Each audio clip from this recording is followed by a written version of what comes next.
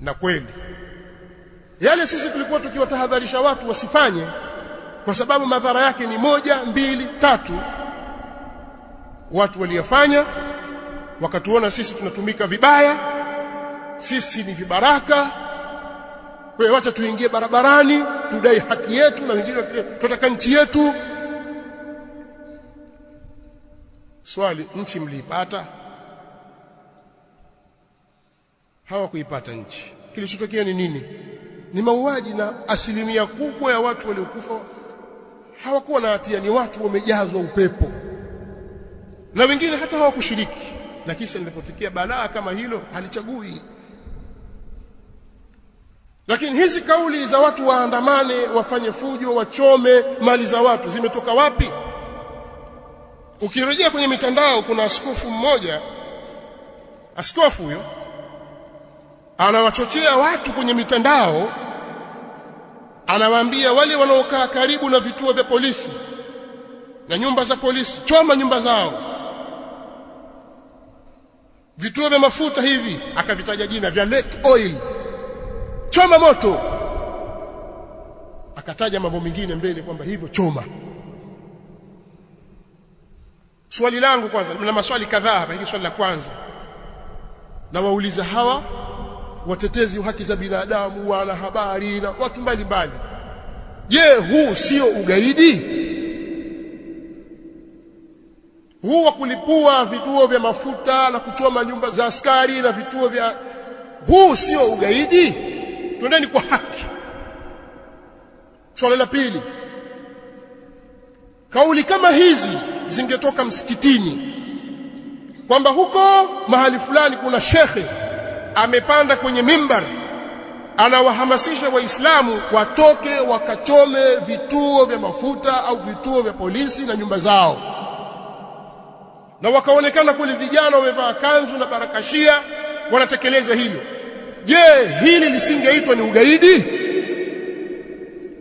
Au ugaidi mpaka awe Muislamu, lakini akiwa Mkristo si gaidi? Sasa huyu anatoa maelekezo haya na yakafanyika. Inasemekana, sijakuwa na uhakika, lakini inasemekana vituo takriban 38 vya Lake Oil Muislamu vilichoma moto. Kwa nini Lake Oil? Kwa nini zisiwe shule za kanisa? Watu wa kanisa hawana mali? Kwa nini hujuma zielekee kwa Waislamu? Leo kaangaliwa mfanyabiashara mmoja, kesho mwingine wa pili. Sisi tunaona kwamba tupigania haki. Haki kuchoma mali ya mtu na kufanyaje? Sasa askofu kama huyu azungumza maneno haya, swali, sio ugaidi? Wallahi huu ndio ugaidi wenyewe. Ugaidi bwana hauna dini, wala hauna kabila, wala hauna mji, wala hauna madhehebu.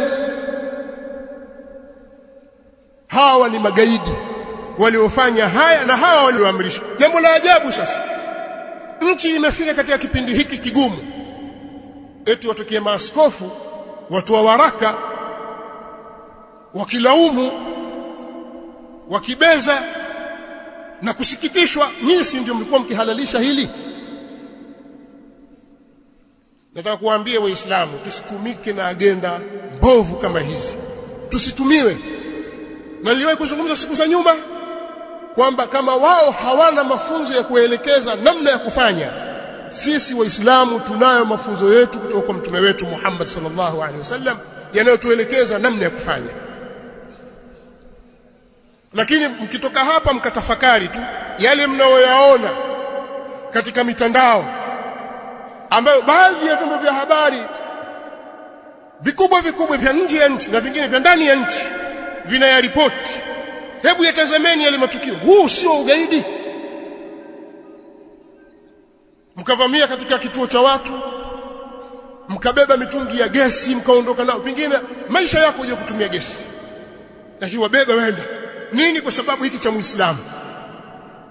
Sasa swali, huyu ndiye mnemdai haki? Si mnadai haki? Ndiyo huyu. Mmechoma mabasi, sina haja kuyataja majina, lakini mabasi ambayo wengi katika wamiliki wake ni Waislamu, walikwenda wakayachoma moto. Hawa ndio mnaowadai haki? Mimi siamini kwamba majengo kama makanisa na mahospitali ya kanisa hawajayaona. Siamini hivyo, walikusudia. Siamini kwamba hawakuona mali za Wakristo wenzao. Siamini hivyo.